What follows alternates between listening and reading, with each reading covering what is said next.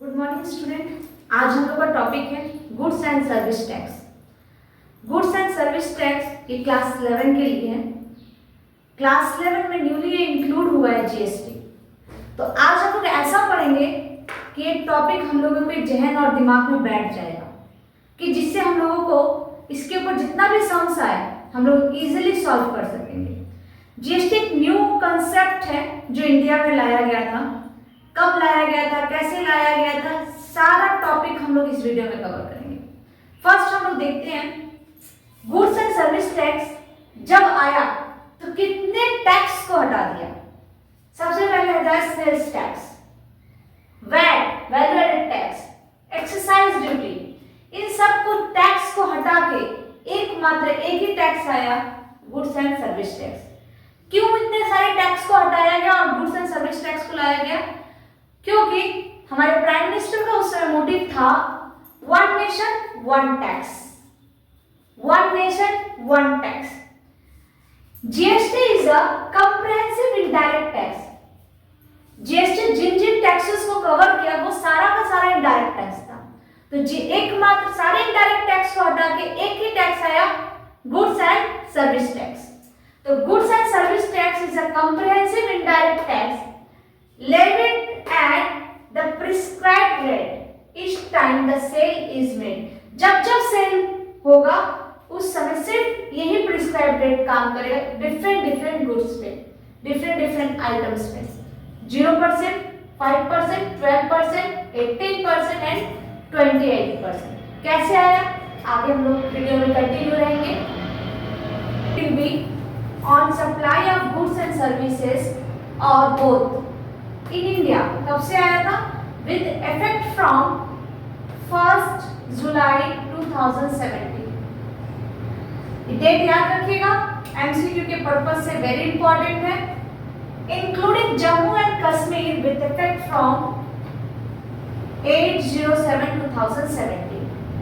7 दिन बाद जम्मू एंड कश्मीर को भी कवर अप किया जीएसटी ने। Area up to 200 nautical mile inside sea is India for the purpose of GST। GST के लिए ये सारे जो पॉइंट्स है वेरी इंपॉर्टेंट है। कब आया, जम्मू एंड कश्मीर में कब इंक्लूड हुआ और कहां तक, किस एरिया तक इंडिया को जीएसटी कवर करता है। Next, objective of goods and service tax, removing cascading effect of tax. Cascading effect of tax is the most important objective of GST। Cascading का मतलब होता है टैक्स के ऊपर टैक्स। पहले क्या होता था, एक ही अमाउंट के ऊपर टैक्स हम लोगों को बार बार देना पड़ता था, इसको बोलते हैं कैस्केडिंग। इस इफेक्ट को खत्म किया जीएसटी ने। Ease of doing business, business करने में बहुत सुविधाएं मिली with the help of GST. तो हम लोग क्या करने लगे, लीगल बिजनेस करने लगे। Attracting foreign direct investment, now India में बहुत सारे फॉरेन इन्वेस्टमेंट होने लगे with the help of GST. Now features of GST, it is a comprehensive indirect tax. तो जीएसटी का अगर फीचर पूछा जाए तो फर्स्ट फीचर क्या है, comprehensive indirect tax. It is also a value added tax. Next feature क्या है, वैल्यू एडेड टैक्स। ये सब एमसीक्यू पर्पस से वेरी इंपॉर्टेंट है, क्योंकि आपको 4 ऑप्शन जो दिया जाएगा उसमें से पूछ सकता है कि which one is the feature of the GST. तो आपको पहला याद रखना है कंप्रिहेंसिव फीचर है। नेक्स्ट है वैल्यू एडेड टैक्स है। It's a supply based tax, it's a supply based tax. GST is a distribution tax. तो हम लोगों को फीचर याद हो गया, comprehensive, value added and supply based tax. GST is also a distribution tax। Category of GST, first Central Goods and Service Tax जिसको बोलते हैं CGST, State Goods and Service Tax जिसको बोलते हैं SGST। नेक्स्ट है Integrated Goods and Service Tax IGST, Union Territory Goods and Service Tax UTGST। First हम समझते हैं सीजीएसटी और एसजीएसटी का मतलब क्या होता है। सीजीएसटी और एसजीएसटी को बोलते हैं इंट्रा स्टेट। इंट्रा स्टेट का मतलब होता है एक ही स्टेट में अगर supply of goods and service होता है इसको बोलते हैं इंट्रा स्टेट। जैसे अगर हम देखें वेस्ट बंगाल, अगर जो भी supply of goods and services हो रहा है वो विद इन वेस्ट बंगाल हो रहा है, विद इन वेस्ट बंगाल, जैसे पुरुलिया मिदनापुर, कोलकाता मिदनापुर, विद इन वेस्ट बंगाल, वेस्ट बंगाल के अंदर हो रहा है उसको बोलते हैं इंट्रा स्टेट। यहाँ पर दो जीएसटी अप्लाई होते हैं, एक सी जीएसटी और एक S GST. C GST collect करता है सेंट्रल गवर्नमेंट और S GST covered by state government. ठीक है। और integrated goods and service tax, inter state, दो स्टेट के बीच, जैसे UP and Delhi, West Bengal and Madras. तो ये क्या हुआ, इंटर स्टेट, एक स्टेट से दूसरे स्टेट में supply of goods and service होता है, वहां पे लगता है integrated goods and service tax, जिसको बोलते हैं आईजीएसटी। और टेरिटरी ऑफ इंडिया, इंडिया में अगर कोई भी सप्लाई ऑफ गुड्स होता है, गुड्स एंड सर्विस होता है, वहां पर यूटीजीएसटी लगता है। अब आप लोग अच्छे से समझ गए होंगे चार जीएसटी कहां कहां अप्लाई होता है। बहुत इंपॉर्टेंट एमसीक्यू के पॉइंट ऑफ व्यू से सी जीएसटी और एस जीएसटी जो विद इन स्टेट कवर होता है इंट्रा स्टेट बोलते हैं, और इंट्रा आईजीएसटी जो कवर होता है दो स्टेट के बीच, यूपी एंड दिल्ली लो, वेस्ट बंगाल मद्रास लो, कोलकाता मद्रास लो, मुंबई लो, जो एक स्टेट दूसरे स्टेट के साथ सप्लाई ऑफ गुड्स होता है वहां आईजीएसटी लगता है, और टेरिटरी ऑफ इंडिया में जो सप्लाई ऑफ गुड्स होता है वहां यूटीजीएसटी लगता है। एक बात और आपको कंफर्म कर दें हम,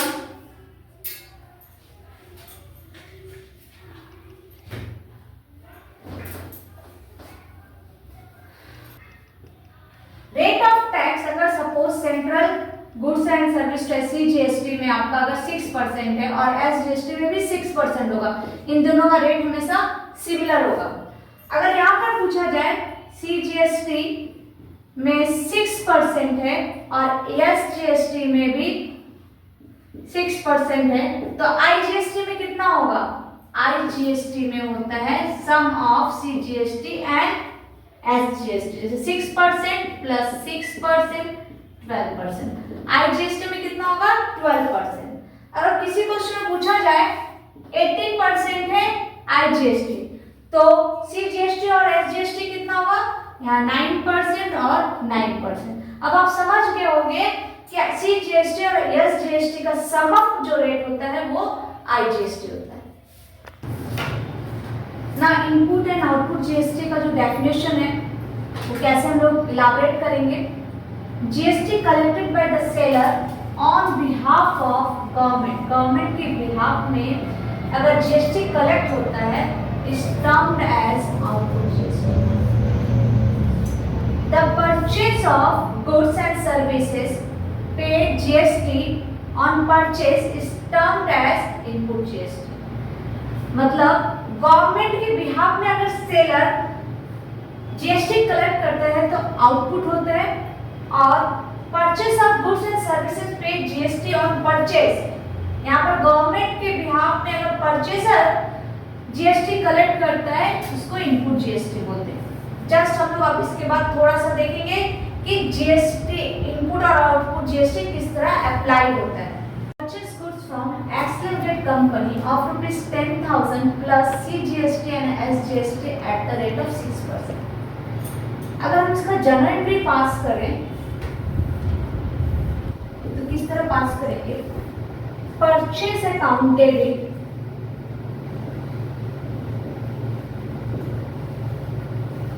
purchase account debit, input CGST account debit, input SGST account debit to X limited. Now जब परचेस करेंगे तब इनपुट जीएसटी लगेगा, और इसका अमाउंट कैसे इलाबरेट करेंगे देखते हैं।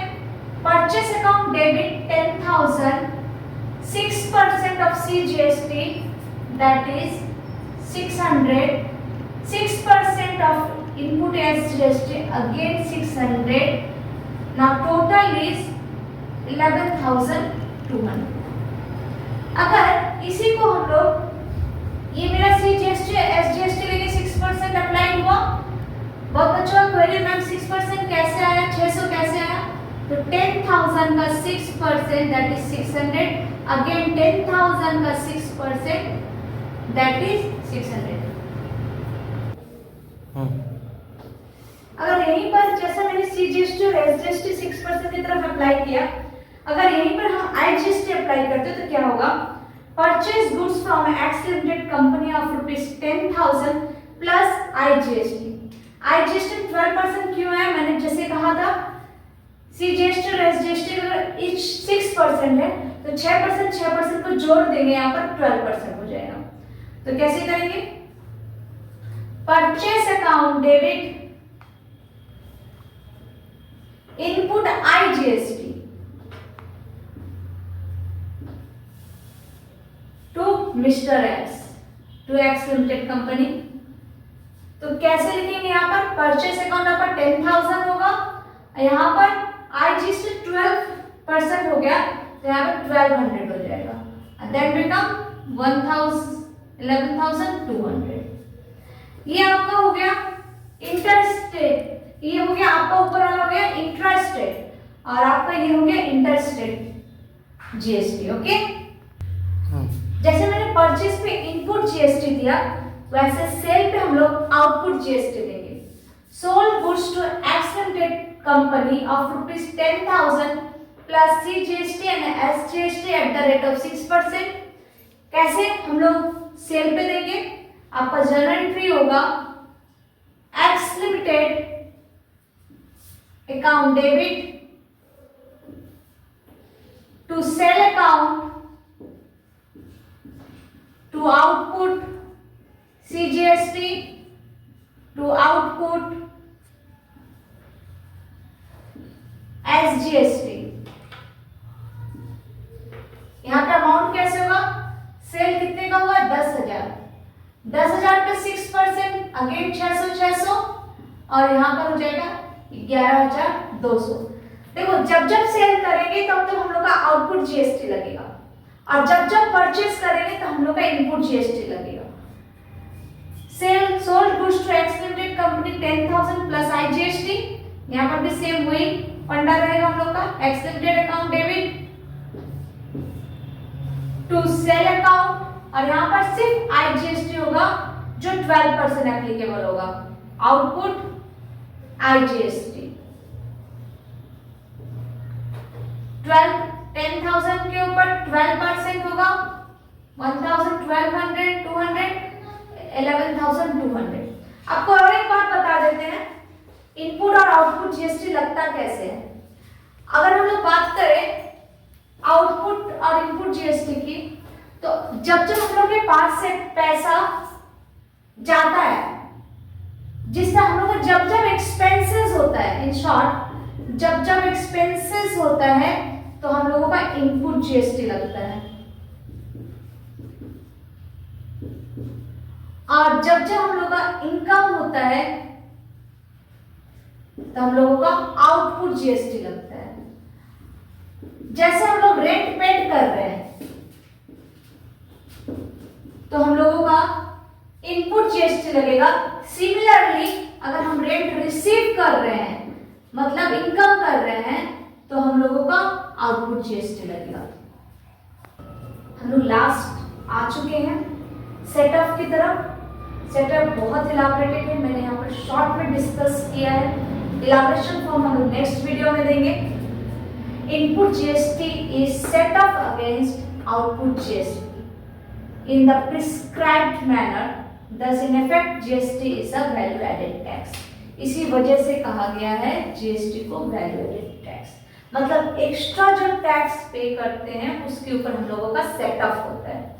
मैंने जब परचेस किया था देन भी हम लोगों ने पे किया था इनपुट GST, और जब हमने सेल किया उस पर हमने पे किया आउटपुट जीएसटी। तो इनपुट जीएसटी के साथ आउटपुट जीएसटी सेटअप होके हम लोग को इनपुट क्रेडिट मिलता है और इस इनपुट क्रेडिट में हम लोगों को जीएसटी बेनिफिट मिलता है। आज के लिए फिलहाल इतना ही।